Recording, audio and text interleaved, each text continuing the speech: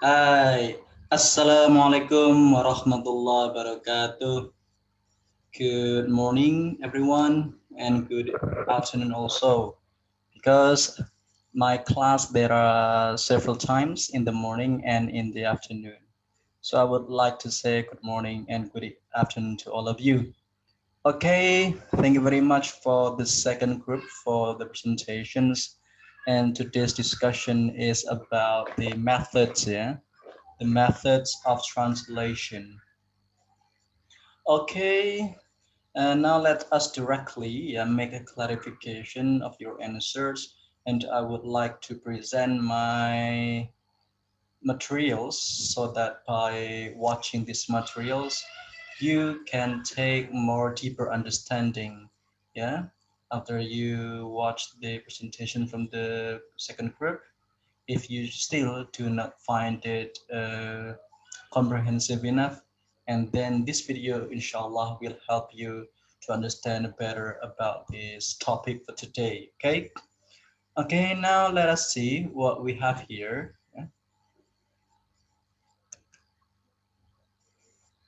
Okay, methods of translations.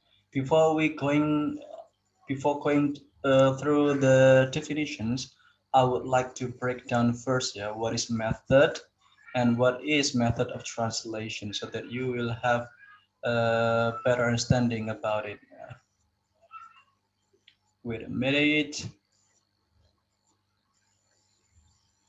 I think something wrong. Okay, this one. Good. Okay, yeah. So here from the KPPI, ya, Kamus Besar Bahasa Indonesia, which have already been translated into English, yeah. So method is an organized way used to carry out a job in order to achieve something desired. Jadi yang namanya metode itu adalah segala hal, cara yang sudah kita organisir dengan baik. Gunanya untuk apa? Gunanya untuk mencapai target yang ingin kita raih, ya. Jadi untuk meraih sebuah target, kita harus sudah punya planning gitu ya, sudah punya cara-cara bagaimana meraih target itu sesuai dengan apa yang kita harapkan. So in method of translation, yeah, it refers to a method used by the translator in the process of translation in accordance with its objectives concerning the whole text. Jadi metode penerjemahan itu lebih ke cara metode yang digunakan seorang penerjemah dalam melakukan proses penerjemahan, ya, sesuai dengan tujuan akhir yang meliputi keseluruhan isi teks itu, ya. Okay, now let's break down. Let's see what the Newmark's flattened V diagram. Jadi Newmark itu punya teori sendiri, ya, membedakan metode penerjemahan ada 8 metode, ya.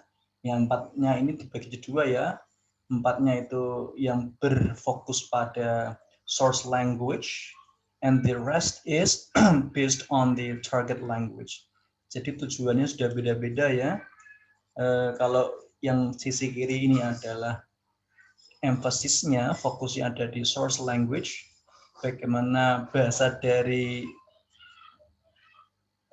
bahasa sumber itu bisa tersampaikan, dan juga yang kanan adalah bagaimana agar pembaca ini bisa merasakan, ya, sesuai dengan konteks bahasa targetnya. Jadi kalau yang berdasarkan source language emphasis ada 4, ya, word for word translation, literal translation, faithful translation, semantic translation, and the rest yang berfokus pada target language itu ada adaptation, free translation, idiomatic translation, and the last one would be communicative translations. Jadi diagram ini menunjukkan bahwa yang atas sendiri itu adalah metode paling sederhana, ya. Metode awal paling sederhana. Nah, semakin ke bawah itu artinya metodenya semakin bahasanya semakin Ekuivalensinya, ketersepadanannya semakin natural, semakin alami ya. Mulai dari adaptation sampai communicative ya. Nanti akan semakin alami ke arah target language-nya. Oke, langsung kita bahas satu persatu ya, biar tidak menghabiskan banyak waktu. Okay, now let's move on to the breakdown. Yang pertama adalah ada word for word translation ya. Jadi in the word for word translation method, words in the target text are usually directly placed under the source text. So it is often called interlinear translation. As the name suggests, each word is translated one by one based on general meaning or out of context. Jadi di sini yang namanya word for word translation itu adalah menerjemahkan kata per katanya ya. Nah, semua ini di luar konteksnya ya. Jadi antara susunannya itu harus sama antara bahasa sumber dan bahasa targetnya. Misalkan di sini kita lihat ada di source language ada I love you ya. Kalau diterjemahkan secara word for word translation bisa ini ya, cocok. Aku cinta kamu. Tapi ada beberapa kalimat yang tidak bisa dijelaskan secara word for word translation. Misalkan ya, the handsome man over there is Aldebaran ya. Kalau word for word translations itu handsome cakep, man cowok, over selesai, there di sana, is adalah Aldebaran. Jadi kesannya ini nggak nyampe ya, nggak nyampe ke pembaca di bahasa target. Nah, kenapa? Karena di word for word translation ini adalah intinya mau menjaga originalitas dari bahasa sumbernya. Mungkin kesannya emang tidak bisa dipahami ya oleh target pembacanya. Namun ada beberapa kalimat yang bisa secara word for word translation diterjemahkan seperti I love you tadi. Bisa dipahami ya? Lanjut, kita yang kedua adalah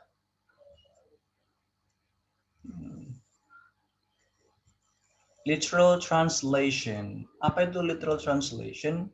So in this method, it is necessary to find the grammatical constructions of the source language, which is equivalent or close to the target language. Jadi ini metodenya hampir sama seperti word for word translation. Namun di sini sudah ada perbaikan ya. Tidak harus diartikan per kata, tapi menyesuaikan dengan grammar susunan kalimat yang ada di bahasa target. Sehingga pembacanya sedikit bisa memahami apa yang disampaikan di bahasa sumbernya gitu. Namun kekurangannya adalah kalau di literal translation ini dia di luar konteks ya.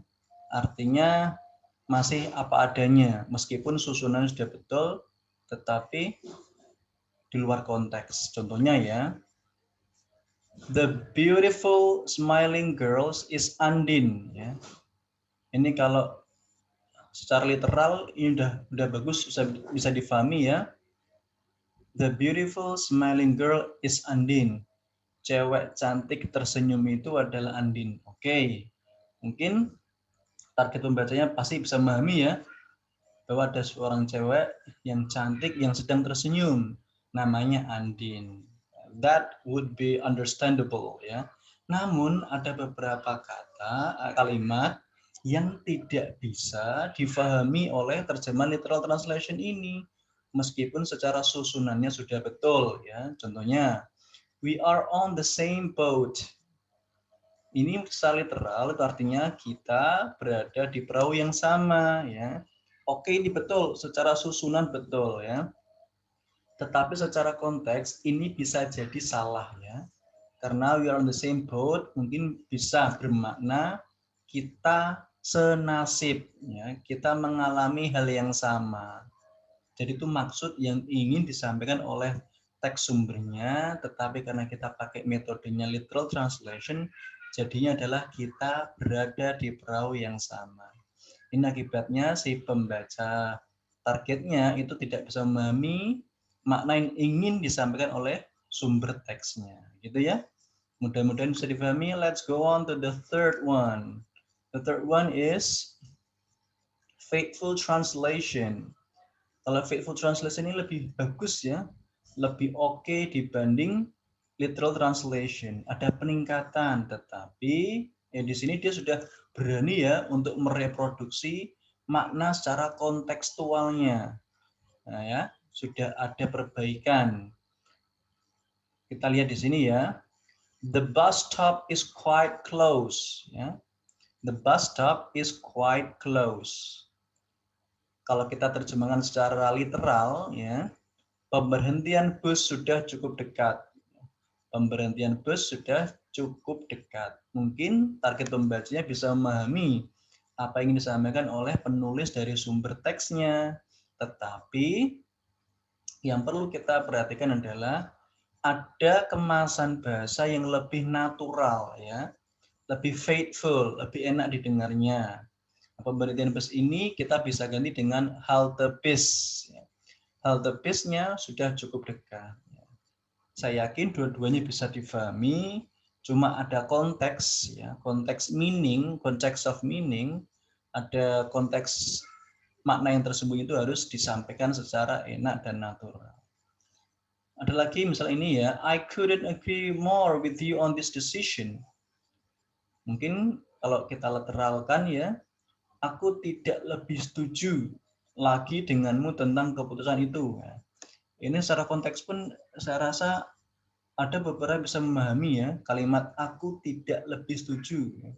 Mungkin akan lebih enak kita dengarnya dengan kalimat yang seperti ini ya. Aku setuju banget sama kamu tentang keputusan itu. Jadi faithful translation itu beradaptasi pada konteks, namun juga memperhatikan strukturnya dari bahasa sumbernya. Dan maknanya ini pun sudah bisa tersampaikan, itu yang terpenting ya. Oke, the next one. Ini agak cepat ya. Semantic translation. Semantic artinya makna. Dia kata semantik artinya makna. Ada ilmu semantik, berarti ilmu yang mempelajari tentang makna. Jadi semantic translation ini is more flexible than faithful translation. Nah, ini tadi faithful translation udah baik, ini agak lebih baik ya, satu tingkat di atasnya. Namun yang perlu diperhatikan adalah semantic translation must consider the aesthetic elements of the source language text by compromising meaning while it is within reasonable limits. Jadi di semantic translation ini juga harus memperhatikan makna. Hampir sama kayak tadi ya, si faithful translation, tapi maknanya ini akan lebih gimana ya? Lebih enak meskipun katanya tidak nyambung. Ada kata-kata yang mungkin kesannya tidak oke, dengan kita menerjemahkan semantic translation metodenya itu jadi lebih oke. Misalnya ada kata don't talk about rubbish. Rubbish ini kan sampah ya. Nah, konteksnya itu apa sih kalau kita pikir sampah ya? Mungkin kita lebih cenderung ke maknanya adalah sesuatu yang tidak dibutuhkan, sesuatu yang dibuang ya. Kalau omongan yang dibuang, nggak diperhatikan, dicuekin, itu namanya omong kosong. Jadi terjemahan yang enak adalah jangan cuma omong kosong. Ya. Got it? Oke. Yang kedua ada contoh, can I borrow a buck from you? Kalau kita perhatikan kata a buck itu artinya rusa jantan ya. Nah, rusa jantan ini kok rasanya aneh ya dalam kalimat ini. Boleh nggak aku pinjam seekor rusa jantan? Buat apa pinjam rusa jantan ya? Ini artinya adalah boleh pinjam $1. Jadi nanti kalau kalian ke Amerika itu mau nanya harga ya, how much is it? It's a buck. Ya. Jadi ada kata it's a buck, jangan kaget, artinya $1 saja ya, $1. Oke, next kita ke yang kedua, itu target language. Ini metode yang sesuai atau berdasarkan dengan target bahasanya. Jadi kita mentingin target bahasanya. Jadi seorang translator punya metode yang kedua adalah bagaimana bisa menjaga bahasa targetnya, tapi juga tidak mengkhianati makna yang ingin disampaikan oleh penulis dari bahasa sumbernya. Jadi ada hubungan mutualisme di sini ya. Yang kita lihat, yang pertama adalah, agak lelet ya, adaptation translation atau saduran. Nah, saduran ini sebenarnya juga sudah oke, sudah bagus ya. Kata Newmark ya, adaptation method is the freest form of translation and closest to the target language.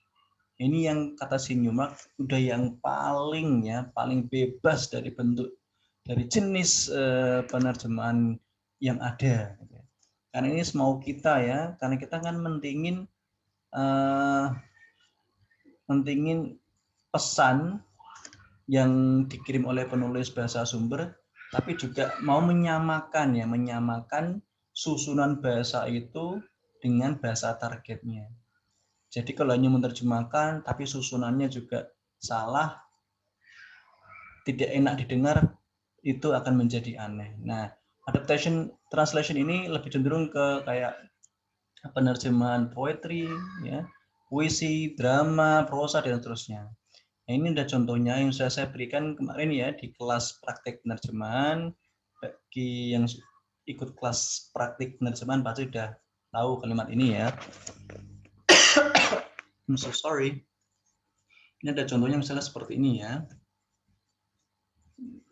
Loving you is what I want to do. Kalau baca puisi kan kita tidak bisa menerjemahkan apa adanya ya. Mencintaimu adalah yang ingin aku lakukan. Kesannya aneh. Nah, kita harus membuat kemasan bahasa ini itu semirip mungkin dengan bahasa aslinya, tapi di bahasa targetnya juga bisa difahami dan enak didengarkan. Nah, ada simbiosis mutualisme tadi ya. Kalau kita terjemahkan adalah, ini kita bisa merubah ya, merubah apapun bentuknya, karena kita mending target language-nya ya, agar bisa mirip dengan bahasa sumbernya, bebas sebebas-bebasnya, tapi tidak boleh mengkhianati maknanya. Mencintaimu yang ku mau. Although I know that it can make me blue. Berakhiran blue lagi ya. Nah, kita harus mencari blue ini padanan katanya apa ya. Blue kan sedih, itu kan sendu ya. Meski ku tahu itu sendu. Cause tears in my eyes have nothing to do. Do lagi. Berarti kita harus bisa mencoba untuk mencari rima yang berakhiran u juga ya. Di sini sudah saya terjemahkan, tiada guna air mataku. If I'm with a man, that it's you. Lelaki sepertimu yang kutuju. Jadi ini adalah pinter-pinter kita dalam merangkai diksi untuk memadankan, mencari padanan dalam bahasa sumber ya. Ini bagi para buciners, so it is your specialty ya. So you have to beat this ya, this adaptation translation. Okay, the next one ya.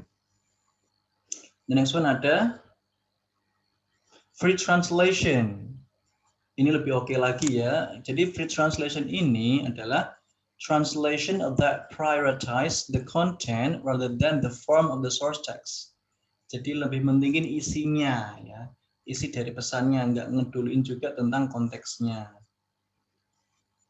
Bentuk dari bahasa sumbernya. Contoh ya. Ada contoh seperti ini, I'm speechless. Nah, bedanya adalah kalau free translation ini biasanya ya, the results are usually in the form of paraphrases which are longer than the original form. Nah, hasil dari terjemahan metode free translation ini biasanya ya, terjemahannya lebih panjang dari bahasa sumbernya. Itu salah satu ciri dari free translation. Contohnya ya, I'm speechless. I'm speechless. Kalau kita terjemahin speechless, maaf, nah belibet malah ya. Speechless ini bisa menjadi nggak bisa berkata-kata apapun. Ya. Ini sangat unik sekali ya, satu kata, tapi dalam bahasa targetnya, bahasa Indonesia ini jadi bermacam-macam kata. Nggak bisa berkata-kata apapun, 5 kata. Satu kata dalam bahasa Inggris menjadi 5 kata. The next one, contohnya adalah I can't hang out guys. I can't hang out guys. Ini lebih panjang lagi ya. Aku nggak bisa hang out, itu diterjemahkan menghabiskan waktu kumpul-kumpul bareng sama kalian lagi. Ini malah lebih banyak banget ya dibanding yang tadi. Ada lagi, ini misal kita ganti ya source language-nya, bahasa sumbernya adalah bahasa Indonesia. Ada orang ngomong gini ya, aku nggak suka pecel. Aku nggak suka pecel. Nah, dalam bahasa Inggris kita bilang I don't like pecel. Mungkin orang barat tidak akan paham ya apa itu pecel ya. Makanya kalau diterjemahkan I don't like the Indonesian peanut sauce for salad. Jadinya kesannya ini ya, kalau di Indonesia pecel harganya mungkin 3.000 5.000, kalau di barat di Amerika itu bisa sampai 50.000 ya. Kenapa? Hanya karena ganti brandingnya dengan bahasa Inggris. That's kind of funny things to know ya. Okay, now let's move on. Masih fokus di target language based ya. Ini yang ketiga adalah ada idiomatic translation. Jadi Newmark mengatakan bahwa idiomatic translation ini reproduces messages in the target text with expression that are more natural and familiar than source text. Jadi intinya ini lebih banyak ke metode penerjemahan idiom-idiom atau ungkapan ya. Ungkapan, gaya bahasa, majas, mungkin bisa juga pepatah ya. Dan yang bahasa konotasi, biasanya seperti itu ya, bahasa konotasi, bahasa yang tidak memiliki makna sebenarnya. Contoh ya, ini ada source text di sisi kiri dan target text di sisi kanan ya. Yang pertama ada kata break leg ya. Break a leg itu kalau bahasa Jawa nih ya, break a leg. Break a leg artinya adalah bukan patahkan kakimu, lumpuh nanti ya.